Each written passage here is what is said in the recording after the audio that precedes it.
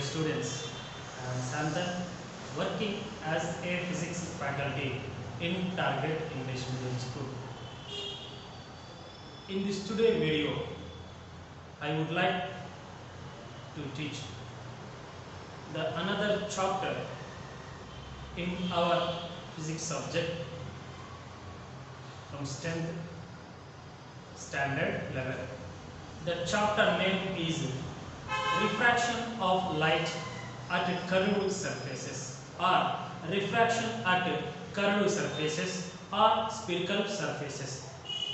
So in our previous videos we clearly discussing about refraction at plane surfaces. Now today onwards we continue to discuss the refraction of light or refraction at curved surfaces. Refraction at curved surfaces or spherical surfaces. This is the name of the chapter. From today onwards, in the next coming videos, we discuss about refraction at curved surfaces or spherical surfaces.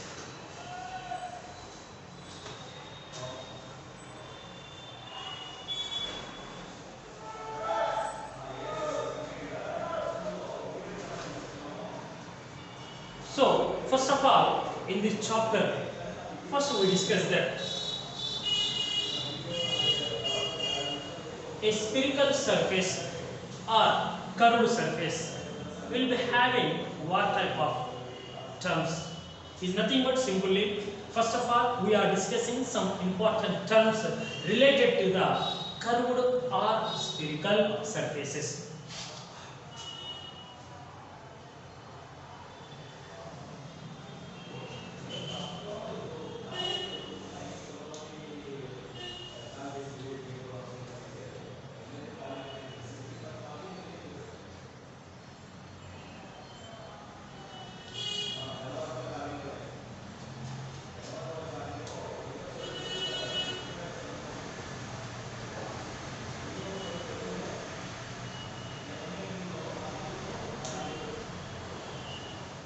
So generally, you have some idea is there based on your lower standard levels.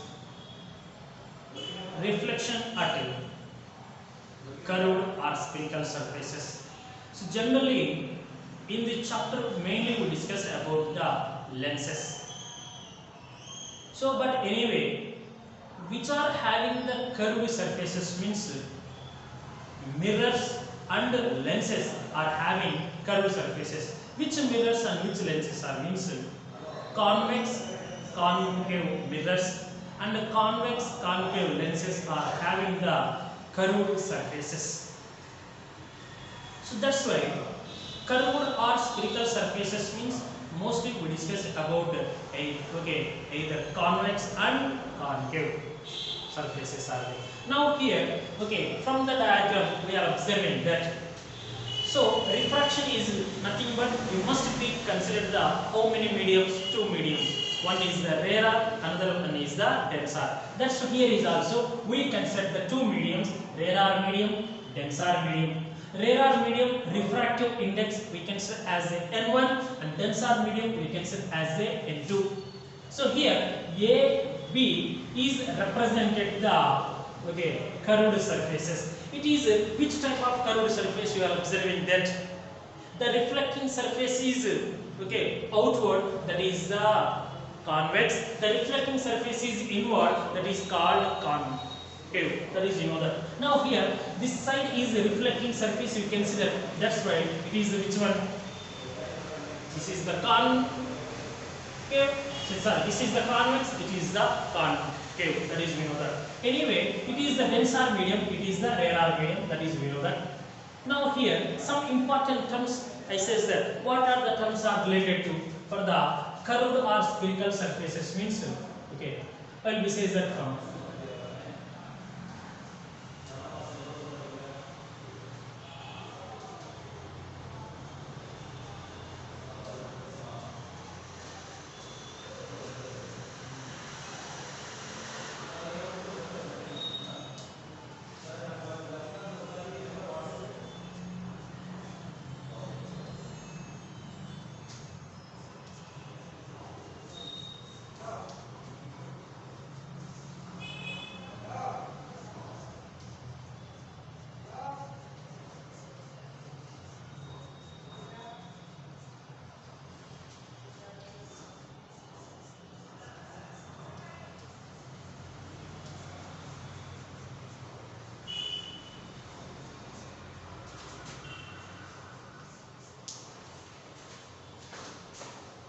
So these are okay main the important terms related about the curved or spherical surfaces.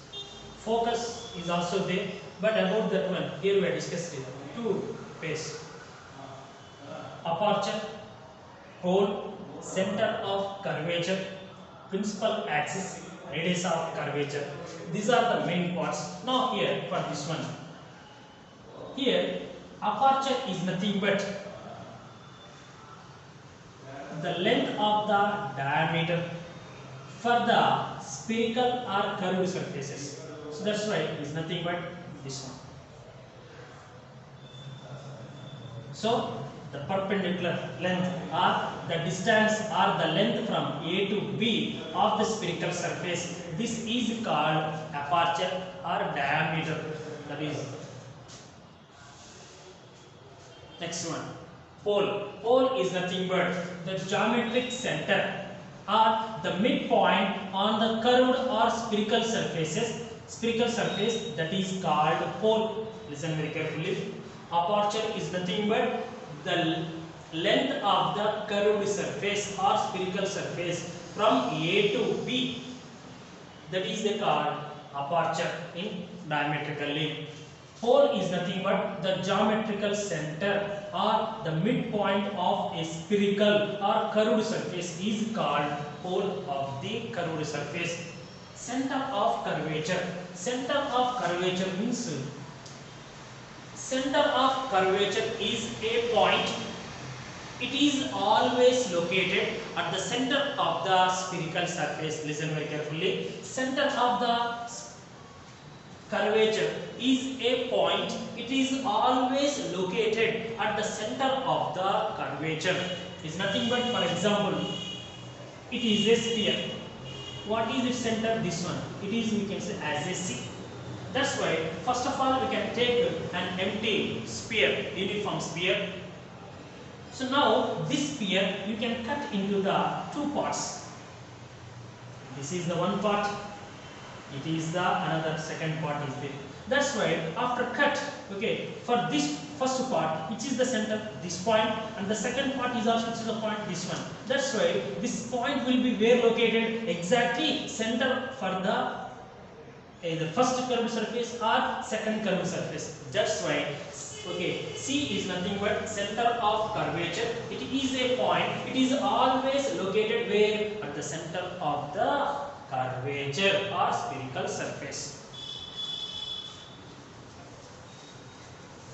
Next one, principal axis.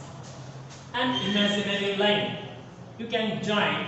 Okay, it is passing through the center of the curvature and pole either on both sides. That is called principal axis. It's nothing but an imaginary line which is passing through the pole and which one center of the curvature on the either sides is nothing but in the rarer medium and denser medium. This line we are called principal axis. Next one, radius of curvature. The distance from pole of the curved or spherical surface to the distance from pole of the spherical surface to center of curvature is called radius of curvature. Is nothing but the distance from P to C is called radius of curvature. Once again listen, aperture is nothing but the distance from A to B of the spherical surface is called aperture. It is nothing but diameter of the curved surface. Next, pole is nothing but the geometrical center or the midpoint on the spherical surface is called pole of the surface. Center of the sphere is a point. It is always located at the center of the sphere only. Principal axis, an imaginary straight line which is passing through the pole and center of curvature on the both sides, either sides, that is called principal axis. Radius of curvature, the distance from pole to center of curvature is called radius of curvature. So these are the important terms are related about the which one, curved or spherical surface. of anyone.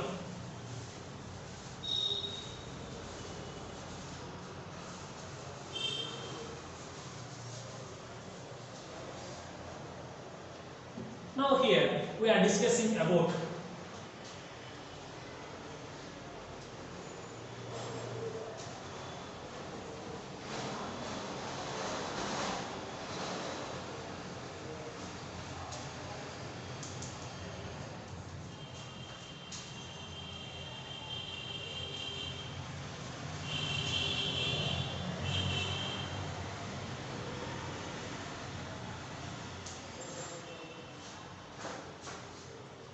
Gauss's equation for single spherical surface or refraction at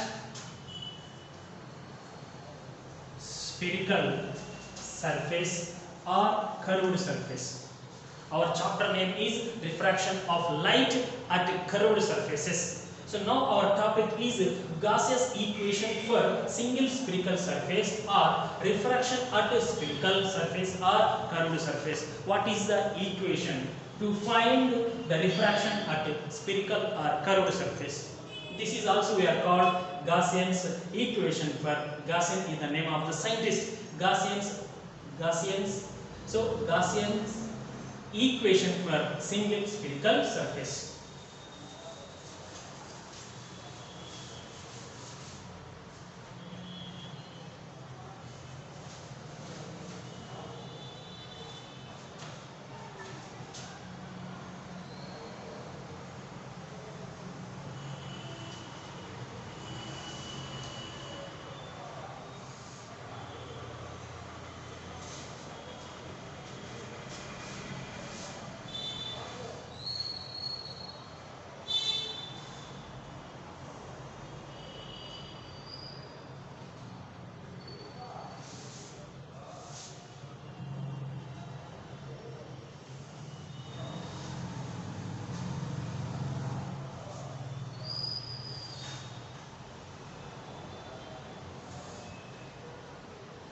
Dense or medium, refractive index is N2.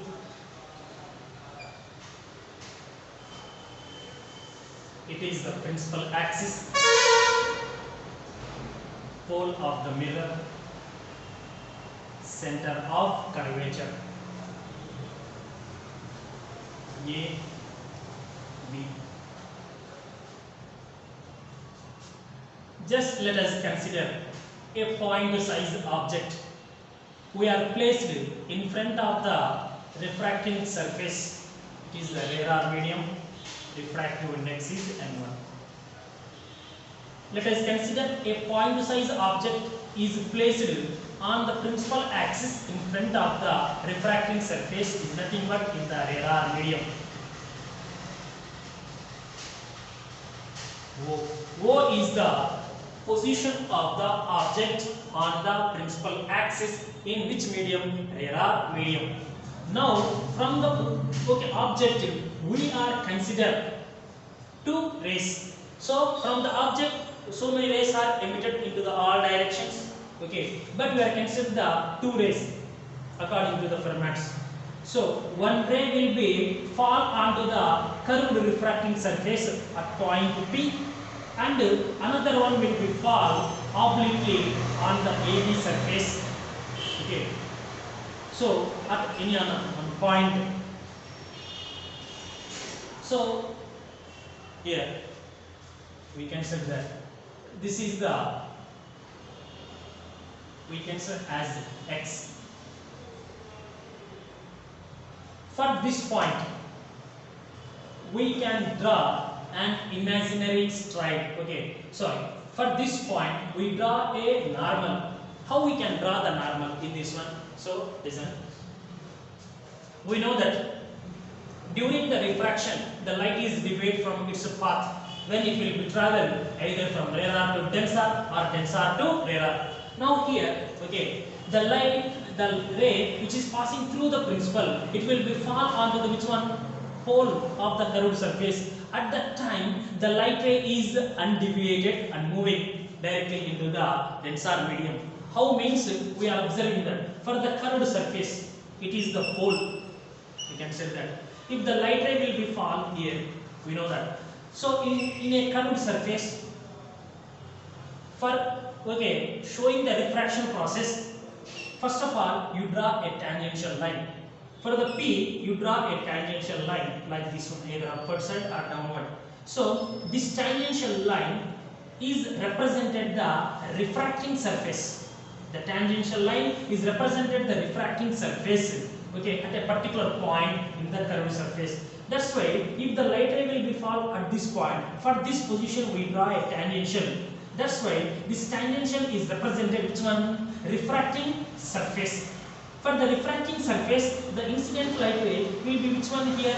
90 degrees. Is nothing but for this one it is the normal. That's why already we know that if the light ray will be fall normally onto the refracting surface, after the refraction it is undeviated and continuously moving into the denser medium. That's why so the light ray which will be fall at point to P, the light ray is behaves to travel from rarer to denser normally for the refracting surface. That's why without deviation it will be moving into the denser medium. Is nothing but that it is enter into the denser medium without any deviation. So that's why it is the first incident ray, it is the first refracted ray. Next, another ray will be fall at this point. This is considered as X or anyone, another one. Now for this point, how we can draw? Same in this one. This point we can consider like this. At this point means we draw a tangential line. This one. This tangential line, which is the normal. This is normal or not? This is normal means it is the incident ray. It is the normal for this one because of at this point light will be fall. So this angle we are called as angle I. So that if the light ray will be fall here, for this one we draw a normal.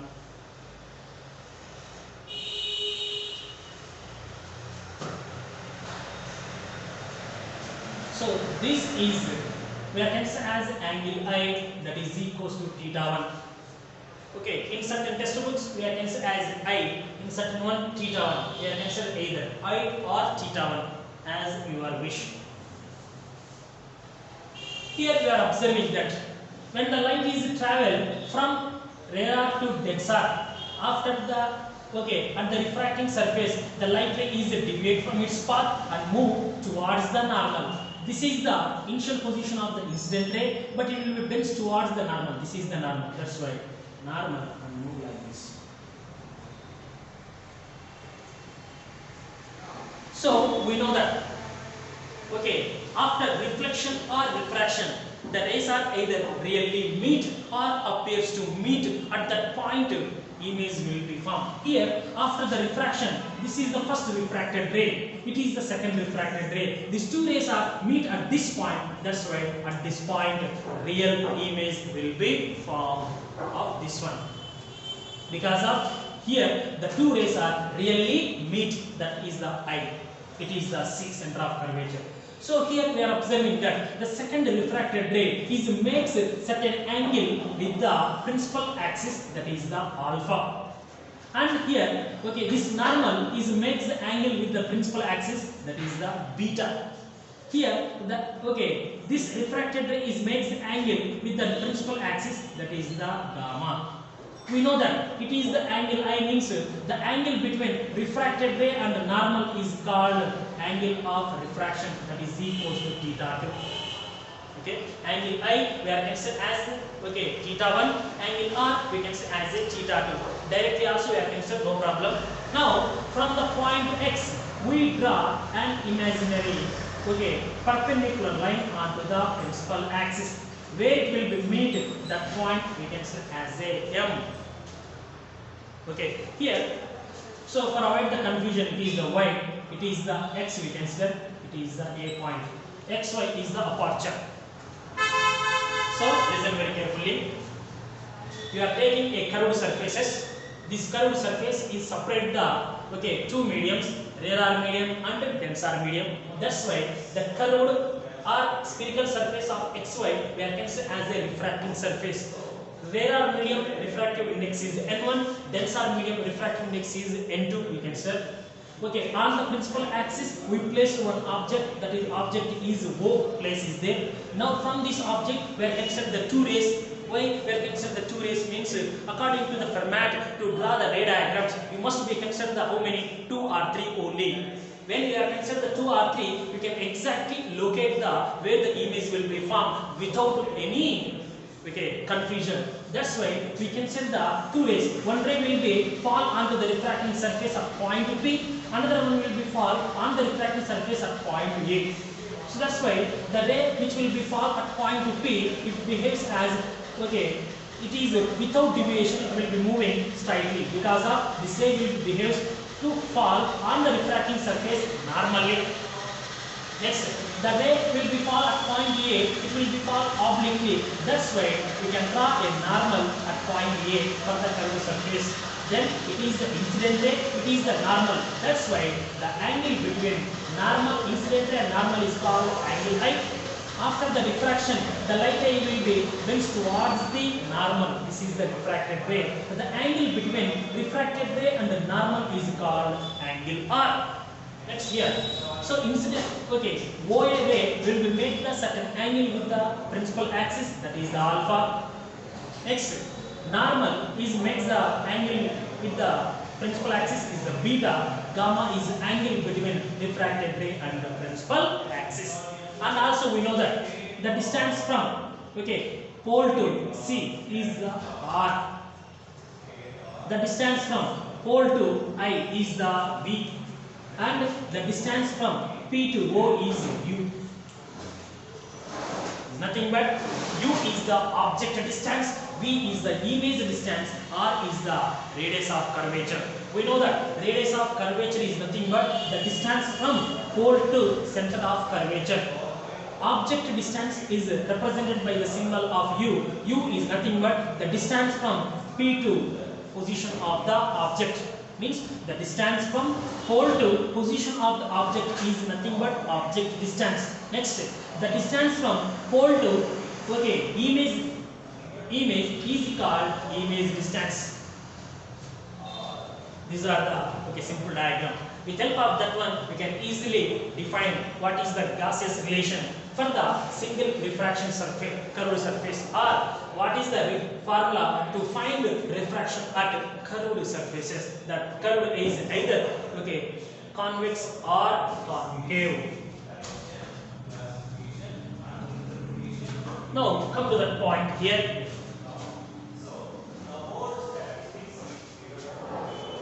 So from the diagram we are observing that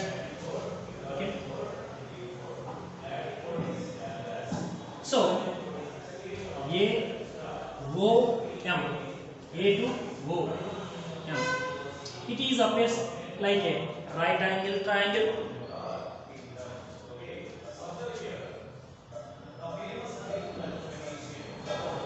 From figure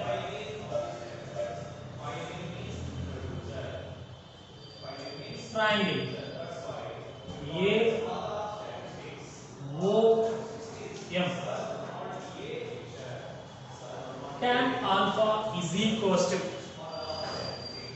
from the figure we are observing that A O M, it is a right angle triangle. From this one, tan alpha means tan theta is nothing but opposite side by adjacent side. That's why which is the opposite side? AM, adjacent side is MO. So tan alpha is equals to AM upon MO. Next, here I will write 3 areas.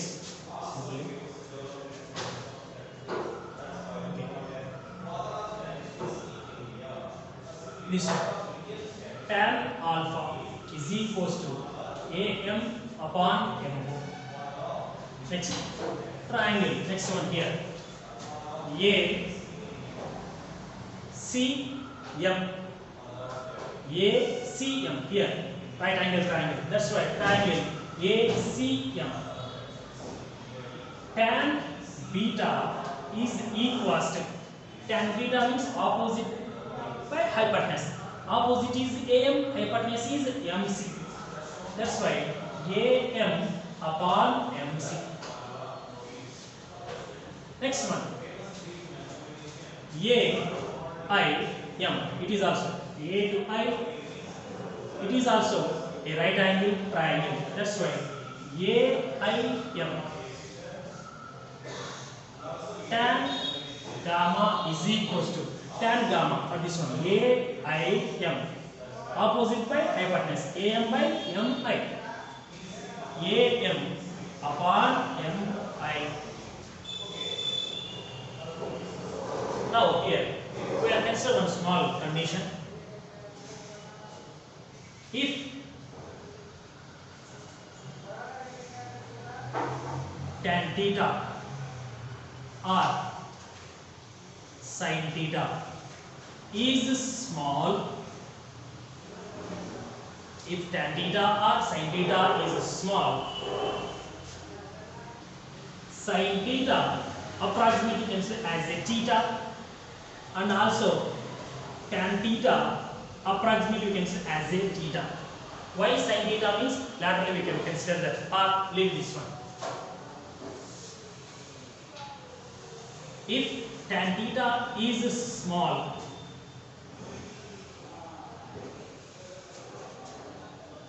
tan theta is approximately equals to theta. If tan theta is small, sorry, here, okay, not that one. If, okay, if the light angle of incidence is small, understanding or not? Or if, okay, the light ray A will be near to the point, okay, fall at point P. If small angle of incidence, that is one. If a small angle of incidence, tan theta is approximately equals to theta. Listen very carefully. Here in this one, just we have considered that. So it is the O. If this light ray will be fall very near to the P, like this one. If the light ray will be fall very near to the point P at that time, the small, okay, if okay, small angle of incidence, for small angle of incidence tan theta is, that's why if here we are observing that small angle of means for small angles, so in this one alpha is also small, that's why you can write this beta is also small, it is also small.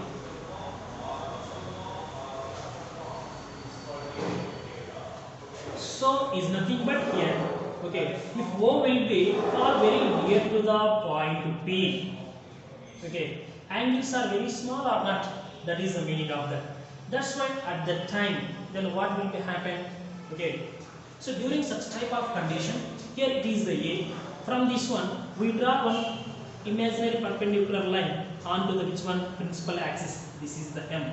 It is the O. That's why P and M both are coincide or not for small angle of incidence is nothing but, so the point A is very near to the point P, means so the second incident ray will be fall very near to the point P. At that time, okay, angles are small. At the same way, so okay, M and P both are coincide. That's why AM we can say as a AP because of M is equals to P. Both are coincide.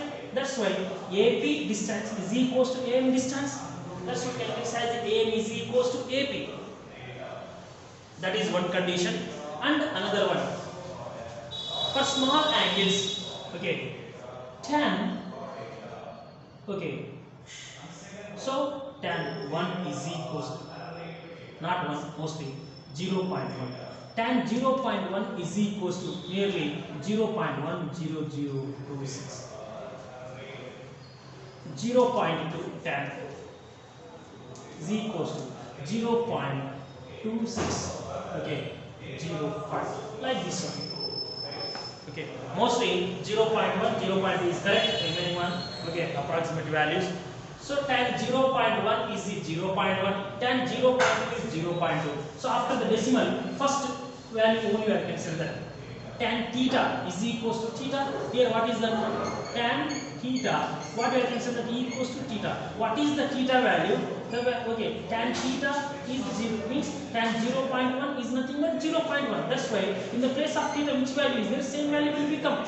That's why tan theta is equals to which one? Theta. Tan like. So based on that one here, for small angle of incident, tan theta is approximately equals to theta. So that, okay, hence we write here. Hence tan alpha is equals to alpha, that is equals to am upon, okay, mo means po. And I says that am is equals to pm.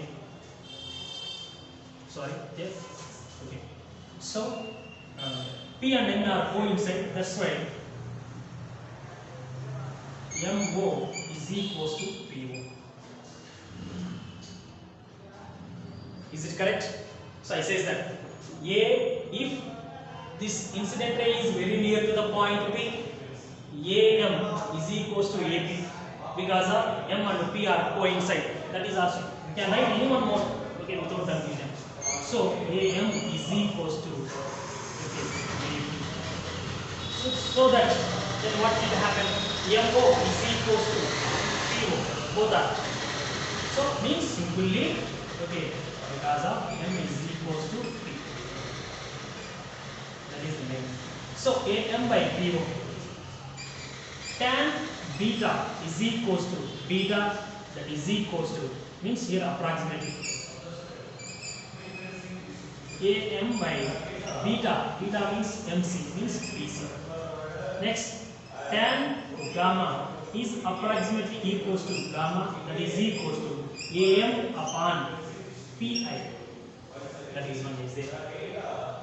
So for small angle of incidence and the incident ray will be fall very near to the point P during such type of condition. So if angle is small, means tan theta is nearly approximately equals to theta. That's why it says that some examples.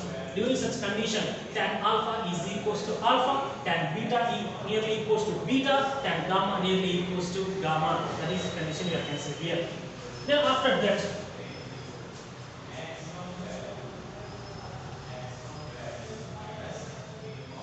so now here one more thing is also there. Next one, from the figure,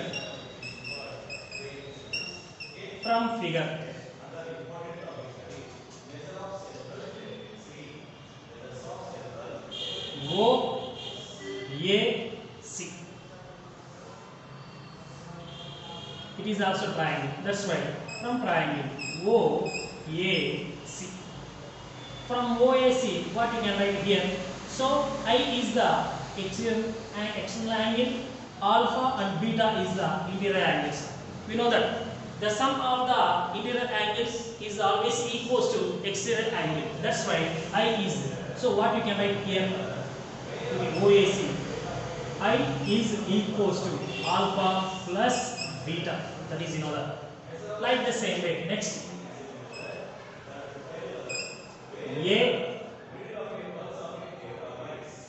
AIC or ACI, inverted mode. It is also triangle. That's why ACI, from ACI. So angle R, angle gamma are the interior angles, beta is the external. That's why beta is equals to R plus gamma. So from this one, R is equals to beta minus gamma. That is one is there. Okay. Now according to the Snell's law of refraction, according to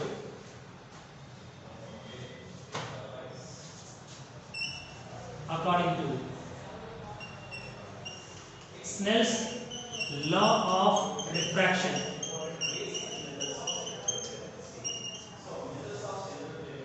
what is the Snell's law of refraction? N1 sin I is equals to N2 sin R. This is the Snell's law. N1 is nothing but refractive index of the radar medium sin I. I means alpha plus beta. N2 means refractive index of the Densar medium. R is nothing but beta minus gamma. That's why in the place of I we substitute alpha plus beta. In the place of R we substitute the beta minus gamma. So N1 sin of alpha plus beta is equals to N2 sin of beta minus gamma.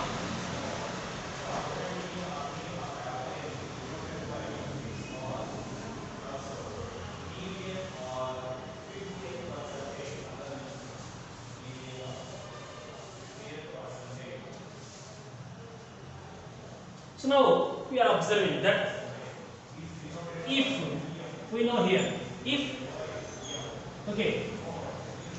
sin theta is very small, if sin theta is very small, sin theta is approximately equals to theta, like previously tan theta concept, same we are observing that. If theta is very small, if sin theta is very small, then sin theta is equals to theta. Actually here not sin theta. If theta is very small, sin theta is equals to theta. Like previously also, for small angle of incidence means if theta is very small, tan theta is approximately equals to theta. That is the meaning of that. Are understanding or not? Here I write that for small angle of incidence, not like that one. Along with that one, what is there? If theta is very small, at that time tan theta is approximately equals to theta. Like the same way, if theta is very small, sin theta is approximately equals to theta. So that here sin alpha plus beta is equals to alpha plus beta. Hence I will write.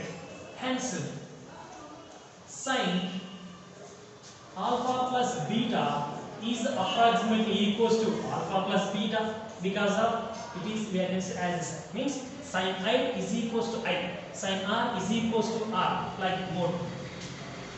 And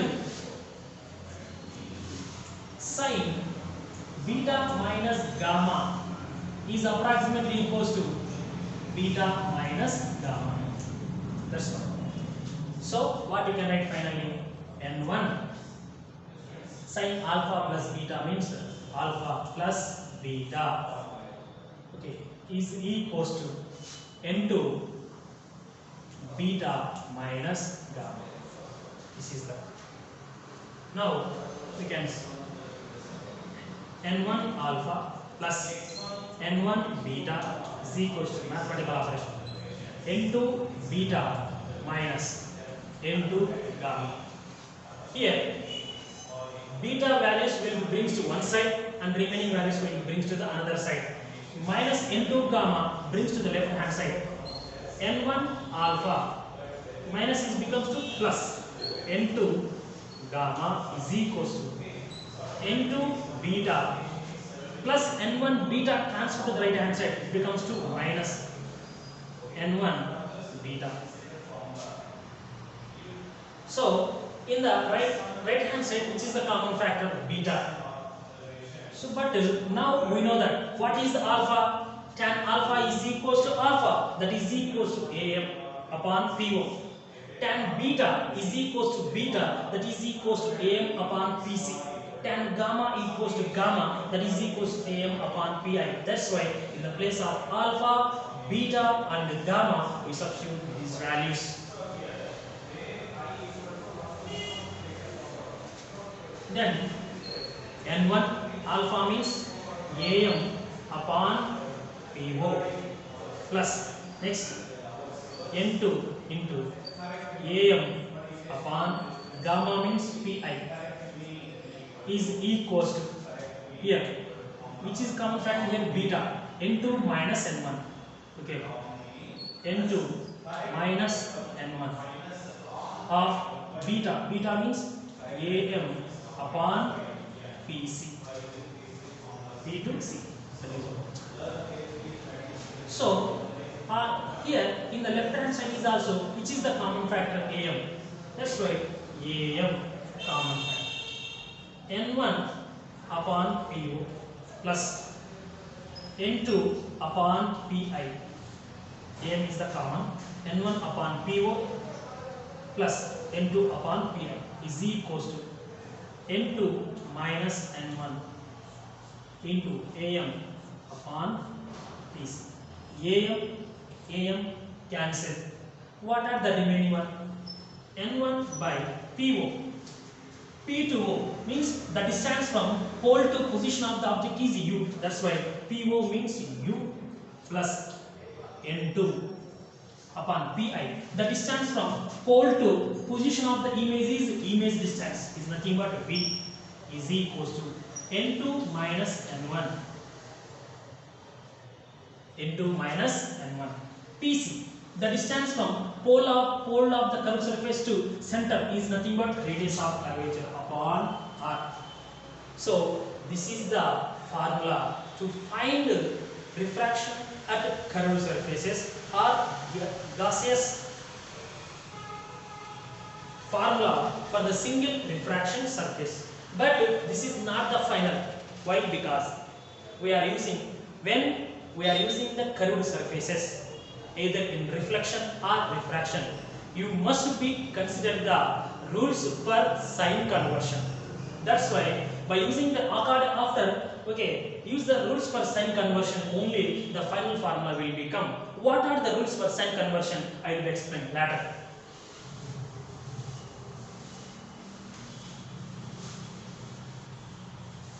So first I will tell the rules for sign conversion. After that, for the final formula. What is the formula? N1 by U plus N2 by V is equals to N2 minus N1 upon R. This is the formula we are getting. Now come to that one. What are the rules for sign conversion?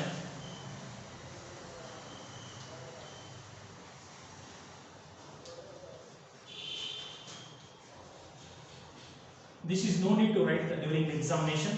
For understanding of you, I will tell here only. So, in the rules for sign conversion, first one, pole. So means, pole we are considered as a origin. Listen very carefully. For any curved surfaces, pole is considered as a origin. That is the first point. Next, second one, all distance you must be measured from pole of the mirror or lens is nothing but all the distance must be measured from pole of the refracting surface only. What is the first one? First one is pole of the curved surface or spherical surface we are considered as a origin. Second one, all distance measured. All distance must be measured from pole of the curved surface. Next, third one, distance measured from the pole of the surface in the direction of incident ray. Listen very carefully. Distances measured in the direction of incident ray, we are taken as positive. That is the third one. Next, fourth one, distances measured opposite to the incident ray or opposite to the direction of the incident ray we are considered as negative. Is the positive, is the negative. Listen very carefully. I will explain one by one. So what is the third one? Distances measured in the direction of the incident light we are considered as positive, that values. If we can measure the any value opposite to the direction of the incident ray from the object, we can say as a negative. Next one, the height we are measured above the principal axis, we can say as positive. Height we measured below the principal axis, we can say as a negative. So these are the totally 6 rules for sign conversions are there. First one is pole of the spherical surface, we can say as a origin. Next, second one, all the distance you must be measured from where? Pole only. Is nothing but pole is the starting point. Next one, Okay, the pole is nothing but like in a graph paper. O is the origin, it is the x-axis, it is the y-axis. That's why when you are taking the scale from O to like this one, O to Y in the x-axis, in the y-axis like this, in the x-axis. That's why any value you must be start from which one? O is nothing but origin. Like the same way, here is also P is the origin.